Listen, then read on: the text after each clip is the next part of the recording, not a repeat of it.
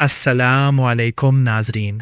Japan से एक इंतहाई अफसोसनाक और दिल दहला देने वाली खबर सामने आई है, जहां एक शदीद ज़लज़ले के बाद एक शॉपिंग मॉल का बड़ा हिस्सा मुनहदम हो गया और मुतअद्दिद अफराद मलबे तले फंस गए।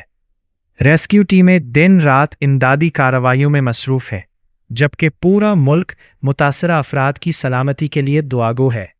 रिपोर्ट्स के मुताबिक ज़लज़ले के ताकतवर झटकों ने इलाके को अचानक अपनी लपेट में लिया। शॉपिंग मॉल में इस वक्त बड़ी तादाद में लोग मौजूद थे, जिनमें ख़वातीन, बच्चे और बुज़ुर्ग भी शामिल थे। जैसे ही ज़मीन लरज़ने लगी, लोगों में खौफ व हरास फैल गया।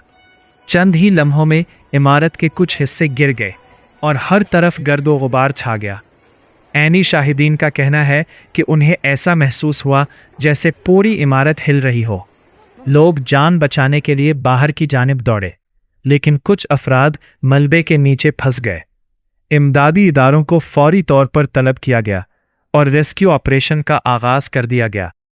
जापान की रेस्क्यू टीमें जदीद आलात, थर्मल कैमरों और तरबियत याफ्ता कुत्तों की मदद से मलबे में फंसे अफराद की तलाश कर रही है। इमदादी कारकुन इंतहाई एहतियात से मलबा हटा रहे हैं ताकि अंदर मौजूद अफराद को मज़ीद नुकसान ना पहुँचे। हर गुज़रता लम्हा कीमती है, क्योंकि मलबे के नीचे फंसे अफराद की ज़िंदगियां ख़तरे में है। इस दिलखराश वाक़े के बाद शॉपिंग मॉल के बाहर अपने प्यारों के मुंतज़िर ख़ानदानों की बड़ी तादाद जमा हो गई।